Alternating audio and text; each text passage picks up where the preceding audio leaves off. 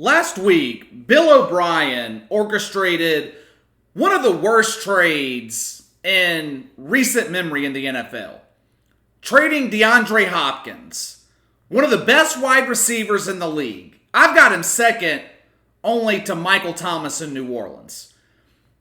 Bill O'Brien decides to trade him to Arizona for a physically handicapped running back and a second-round draft pick. And the ramifications of that trade are already beginning to surface. Texans quarterback Deshaun Watson, one of the young stars in this league, he took to Twitter on Monday and he gave us a glimpse into how he's feeling about what's going on with the Texans in Houston. The young quarterback tweeted out lyrics to a Drake song, and I think the message was clear. Here's what the tweet said. I don't know how I'm going to make it out of here clean. Can't even keep track of who plays for the other team. Iconic duos rip and split at the seams. Now, Deshaun Watson's obviously upset about the sudden departure of DeAndre Hopkins. And to be honest, who can fucking blame him? Deshaun Watson already has to overcome a bad defense who can't stop anyone. The Texans were one of the worst defenses in the league last season. He's already got to overcome an offensive line that struggles to keep him on 2 feet. He has all these obstacles to overcome on this roster. But the one constant he's always had to rely on is DeAndre Hopkins. Pocket collapses? Find DeAndre. Need a first down? Find DeAndre. Need a big play? Find DeAndre. It's 4th and goal with the game on the line. Find DeAndre. Bill O'Brien took away the favorite target of his young quarterback because he couldn't get along personally with DeAndre Hopkins. Not exactly an excuse that's going to fly. That would be like Sean Payton going up to Drew Brees and telling him, hey Drew, I'm getting rid of Michael Thomas because I just don't fucking like him. But we still expect you to win. If you're a salesman, it's the equivalent of your boss telling you that they expect you to meet your yearly quota, but we're going to take away your car. Go out and figure out a way to make all those sales calls on foot and still hit your goal. There's a lot of rumors and speculation going around that Deshaun Watson's going to end up with the New England Patriots, that he wants the hell out of Houston. Sportsbooks have him the favorite to be the Patriots quarterback in 2021. I don't think there's any chance in hell of that happening. Bob McNair would have to be out of his fucking mind to trade his franchise quarterback or to let him walk. Deshaun Watson's got 2 years left on his contract, so the Texans have 2 years to make this right. The first thing I would do is fire Bill O'Brien. He couldn't get along with your star receiver.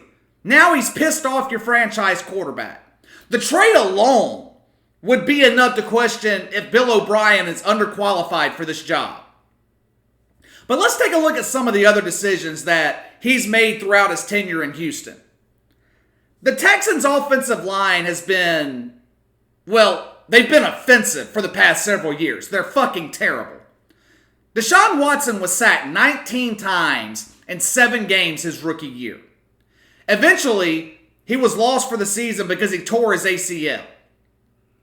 So you would figure during the 2018 offseason, the offensive line would be one of the main issues that Bill O'Brien and the Texans addressed, right? Wrong. They did nothing that offseason. As a result, Deshaun Watson was sacked an NFL high 62 times in 2018. Now, mind you, he's one of the fastest quarterbacks in the league, and he's still getting sacked off his ass. Bill O'Brien waited all the way until a week before last season to address the offensive line. Then he got screwed in the process, giving up future first-round draft picks for Laramie Tunsil. Let's get to Jadeveon Clowney. The Texans drafted him number 1 overall in 2014. Now, he never should have been the number 1 pick to begin with, and never quite lived up to that level of draft status. I mean, he was productive. He was just plagued by injuries. The Texans wanted to franchise tag him once his contract was running out. And Jadeveon Clowney refused to sign. He was holding out for an extension. Now, smart head coaches and general managers that find themselves in this scenario, they find a team willing to trade for a guy like that in the offseason. They franchise tag him, then they trade him. Get something in return. So what does Bill O'Brien do? He waits all the way until fucking August, about a week before the season started, when Jadeveon Clowney's trade stock had just dropped through the floor and got a fucking third-round pick for him. Bill O'Brien was the only head coach in the NFL that wanted Brock Osweiler. Remember that bum? He was impressed with Brock Osweiler because he came through in the clutch in one game against Tom Brady. One game. He just had to fucking have Brock Osweiler. He's our franchise quarterback. A year later, Houston ended up giving away a second-round pick just to get rid of him. Oh, but his quarterback judgment gets even better. Bill O'Brien is just a genius judging quarterbacks. Back in 2017, Deshaun Watson's rookie season, Bill O'Brien decided that he was going to start Tom Savage over Deshaun Watson. Now, I'm sure most of you are wondering, who in the fuck is Tom Savage? Is he related to Ben Savage, the guy on Boy Meets World? I don't know. But don't worry. Unless you're an NFL fanatic, no one should know who Tom Savage is. He's been out of the league since 2017. Now, Bill O'Brien has got his franchise quarterback on the sideline. A guy who just won the national championship the season before. And you start Tom Savage? A guy who at that point had started 2 games his entire NFL career. What the fuck was Bill O'Brien thinking? I could keep going. I could go on and on about bad decision after bad decision that Bill O'Brien has made throughout his tenure in Houston. Play calling, bad fourth quarter decisions, bad use of timeouts. Houston Texans owner Bob McNair is in a tough spot right now. This is an odd time of year for you to fire your head coach. Most coaches are fired late in the season or as soon as the season ends. Gives you time to hire your new coach before the new league year begins. But the Texans are at risk right now of losing Deshaun Watson. Because right now, I don't think he has any faith in Bill O'Brien. I think he's lost all faith in his head coach. In the NFL, the head coach has to get along with the franchise quarterback. He's got to have the respect of his quarterback. If you're Deshaun Watson and you see the years of incompetence, the years of bad play calling, the years of inaction to fix the offensive line, the years of getting screwed when Bill O'Brien actually does make a trade, and the icing on the cake, trading away your favorite receiver and a future Hall of Famer at that, and getting nothing in return. Before long, if Bill O'Brien remains the coach and general manager of the Houston Texans, Deshaun Watson's going to take his ass right upstairs to Bob McNair and request a trade out of Houston. By that point, it'll likely be too late for Bob McNair to do anything to keep him around. Unfortunately, the Texans are stuck with Bill O'Brien for the 2020 season. There's really nothing they can do. I think it could be a long year in Houston. Because if they don't have a good draft, and they don't have a first-round pick in this draft, and they struggle early to start the season, start slow, people are going to start to point at this DeAndre Hopkins trade. And the rumors are going to start about Bill O'Brien being on the hot seat. Once the team realizes that their head coach is on the way out, things will fall apart. This isn't going to be like a Dan Quinn situation last year in Atlanta, when the team started 2-6, 1-7, whatever the fuck it was. Dan Quinn rumored to be fired at the end of the season, and the Falcons end up rallying around their head coach, played their asses off the second half of the season to save his job. I don't see that happening in Houston. I don't think players like playing for Bill O'Brien. Just Google some of the stories if you don't believe me. I think the wheels are beginning to fall off of this thing in Houston, and it's only going to get worse.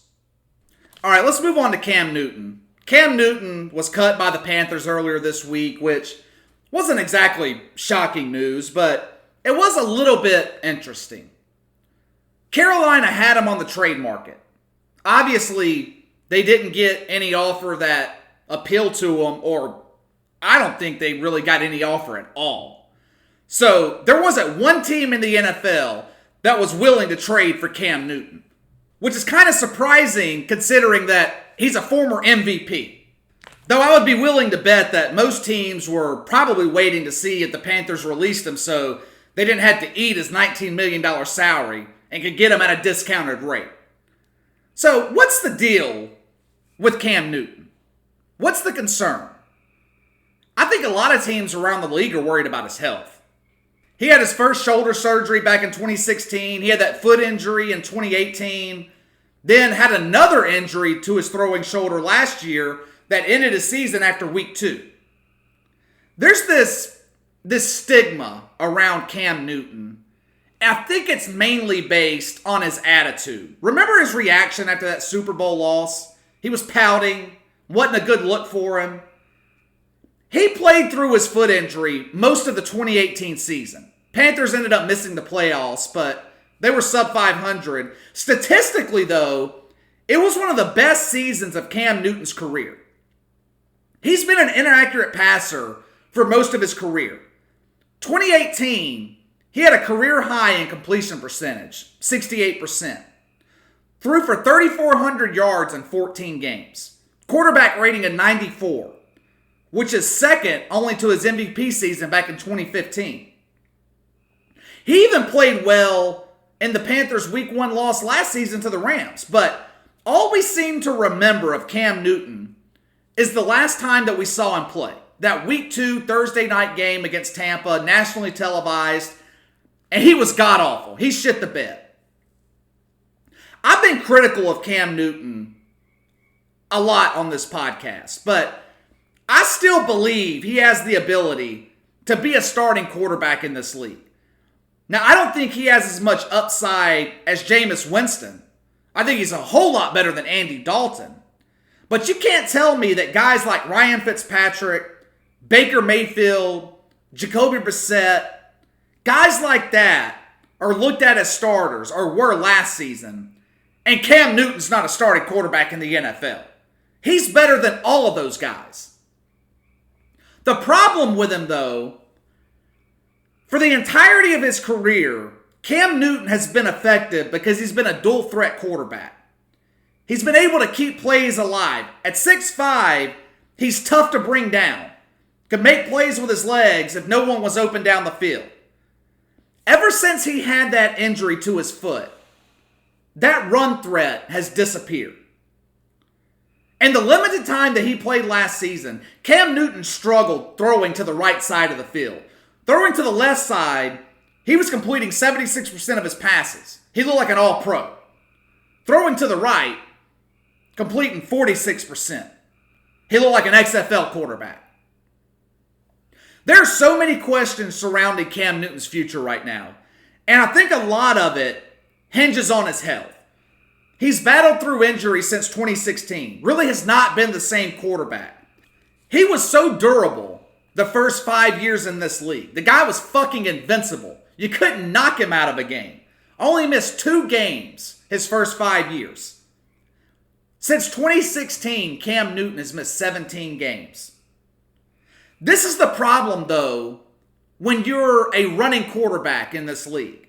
This is why when I talk about Lamar Jackson, I mention why it's so important for him to develop into a pocket passer. You look at the quarterbacks in the NFL that are playing into their late 30s, early 40s. They're the pocket passers. The Drew Brees, the Tom Bradys, the Peyton Mannings, even a guy like Phillip Rivers. They aren't the guys like Michael Vick. I don't think it's a coincidence that Cam Newton's style of play caught up with him at 26, 27 years old. That's normally the age that running backs in the NFL start to decline. For years, Ron Rivera tried to get him to work on being more of a pocket passer. But Cam Newton wasn't having none of that. And now it's caught up to him. There's a lot of speculation right now about where he could end up. I saw one report that the Arizona Cardinals could be interested. I think that would be a massive mistake on Arizona's part. You don't bring in a star quarterback like Cam Newton to back up a young guy like Kyler Murray. Because if Kyler Murray struggles, the questions all season are going to be about the possibility of Cam Newton stepping in to replace him. That's the last thing you want when you're trying to develop a young quarterback. New England's being mentioned. I don't think that's a possibility. I don't see Cam Newton and Bill Belichick getting along whatsoever. I've mentioned the Jaguars when I talk about Jameis Winston. I think they could be a great spot for Cam Newton too. Besides Washington, it would be the only place in the league where he could step in and start immediately. Now, I would still take Jameis Winston over Cam Newton because he's younger and healthier. I think the most likely possibility is that Cam Newton's going to be a backup to start the 2020 season. And that's going to be a tough pill for him to swallow. All right, NFL free agency is dying down a little bit. And as we get closer to the NFL draft, the talk surrounding Joe Burrow and the number one pick is going to continue to heat up over the next couple of weeks. I mean, we've got nothing else to talk about right now in sports. So the next 3-4 weeks, the speculation is going to be rampant surrounding Joe Burrow and this number one pick. I saw a report, and I've seen some other YouTubers repeating this report, that the Miami Dolphins are actively pursuing a trade that would get them the number one pick from Cincinnati and essentially get Joe Burrow to Miami. Now, I'm sure Joe Burrow would love nothing more but for this to happen. You'd have to be a dumbass to want to play in Cincinnati over Miami. I hate to burst your bubble if you're a fan of the Miami Dolphins. There is no chance in hell of this happening. This report and others that are repeating it, it is just pure rumor and speculation. According to The Athletic, the Bengals are not considering trading the number one pick. They are all in at taking Joe Burrow number one overall. But something else has caught my attention. Cincinnati is actually open to keeping Andy Dalton as Joe Burrow's backup. They've had him on the trade block during free agency. Nobody was interested. The Bengals aren't in a hurry to release him because the almost $18 million that he's owed in 2020 isn't guaranteed. So they could release him at any time and clear that cap space. Cincinnati, I don't see them paying Andy Dalton almost $18 million to back up Joe Burrow. They might. This is the Bengals we're talking about. But I can't imagine that would be the case. Other teams aren't going to trade for him and pay him that kind of money to be a backup either. And damn near all the starting quarterback jobs in the league are already filled, or will be filled in the draft. So, Andy Dalton could be looking at a restructuring of his contract if he stays in Cincinnati. Or if he's released and signed elsewhere, he's going to make less money. Either way, he's making less money. But if the Bengals are interested in keeping him, I think it would be a hindrance to the development of Joe Burrow. Just like I talked about a second ago with Cam Newton going to Arizona, hindering the development of Kyler Murray. This is also a similar situation in Cincinnati to what is going on in Carolina. The Bengals are a rebuilding team. Zach Taylor is a second-year head coach. He gave Andy Dalton a chance last season, and the Bengals were god-awful. Now, that wasn't all Andy Dalton's fault, but in my opinion, he has never been a franchise quarterback. He's serviceable. He's not awful. But he isn't a guy that's going to lead you to a Super Bowl. He can't even win a fucking playoff game. He's on the level of a Dak Prescott. Flashes of greatness, but they're just flashes. Then he goes back to being mediocre Andy Dalton. I've said this 1,000 times on this podcast. For a rebuilding franchise, a team that is starting over, you can't do that when you're keeping the old guard around. The Bengals need to start the upcoming season with a clean slate. I rarely compliment this organization. Very rarely do you hear me say anything positive about the Cincinnati Bengals. But they've done a decent job in free agency of building up this roster, especially improving the defense. They spent $95 million in free agency, which is completely out of the ordinary for them. I think the most they spent the last several years is $25, $30 million. And most of that money was spent building up the defensive side of the ball where they were terrible last year. So they're moving in the right direction. They're taking the necessary steps in rebuilding this team. The one relic that is left over from the Marvin Lewis era, in which they won exactly 0 playoff games, is Andy Dalton. If they can't find someone willing to trade for him, they need to cut him. All right, before I get out of here, I just want to mention one thing in the NBA real quick. There's really been nothing to talk about in terms of the NBA ever since they shut the season down a couple of weeks ago because of the COVID-19 outbreak. But we got a little bit of good news in regards to the NBA the other day. First off, President Trump said that his goal is to have the country back to normal by Easter, which is about 2 weeks from now, which is fine by me. The sooner we can get back to normal, the better. Obviously, making sure that everyone is safe first. I hope that's the case. I don't know if he'll be able to make it happen, but I hope that's the case. Ramona Shelburne from ESPN reported that both NBA owners and players are determined to finish out the regular season. Whether they start back up in June, May, July, August, doesn't fucking matter. If the NBA Finals are in September, doesn't matter. They are determined to finish out the rest of the season. And that's a good thing. This has been a tough season for the NBA. We had the whole China controversy that kicked off the regular season. Something which I believe had a big impact on television ratings. Definitely had a huge impact on revenue. But the NBA was really starting to rebound right around the time this coronavirus put a halt to everything. There's so many great stories going on right now in the NBA. It would be terrible to end the season prematurely and just jump right into next season. Zion Williamson was beginning to take the country by storm. Damn near every New Orleans Pelicans game was broadcast on national TV. The Pelicans were chasing the number 8 seed in the playoffs from Memphis. You had the Young Kings doing the same thing. We had the Giannis and LeBron MVP race heating up. All the stories that were going on in Philadelphia about Ben Simmons and Joel Embiid. Future Hall of Famer Vince Carter playing in his final season. The Celtics were on fire in Boston. Toronto was better than people expected after Kawhi Leonard had left. The playoffs, I think, are going to salvage this NBA season. I think the playoff ratings will be through the roof. If we get Pelicans-Lakers in the first round, that will probably be the highest rated first round playoff series in the history of the NBA.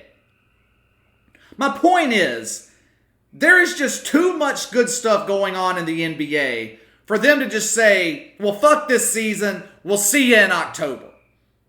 Plus, like we've talked about before, I think the postponement of the regular season could have a positive impact on the league moving forward.